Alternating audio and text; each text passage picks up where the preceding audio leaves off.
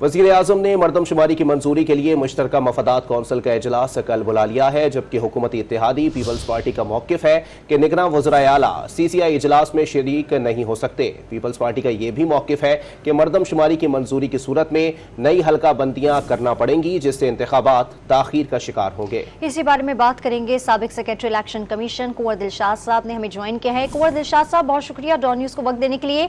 कुंवर दिलशाद, अब ये बताइएगा कि अगर CCI मरदमशुमारी की मंजूरी देती है तो क्या इलेक्शन कमीशन इंतखाबात से कबल ही हल्का बंदियों का पाबंद हो जाएगा? मुश्तरका मफादात कौंसिल में अगर कल फैसला हो जाता है कि कल नई डिजिटल मरदमशुमारी का गजट नोटिफिकेशन आइन के आर्टिकल 51 सब सेक्शन 5 के तहत कर दिया जाए, तो फिर इलेक्शन कमीशन ऑफ पाकिस्तान कानूनी और आइनी तौर पर आज से 9 हल्का बंदियां कराने का पाबंद हो जाएगा।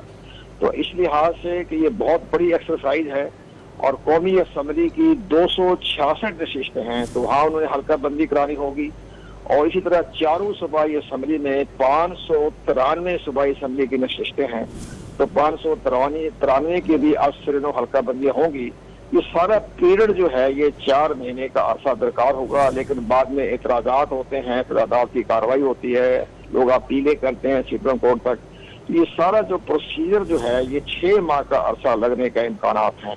तो 6 महीने का जो अरसे का मतलब ये है कि 90 दिन तो इलेक्शन कमीशन पाकिस्तान को कौमी असम्बली की तहलील होने पर मिल जाएंगे 90 दिन, और इसके बाद आगे से 3 महीने या 4 महीने का जो है वो एक्स्ट्रा पीरियड देना पड़ेगा।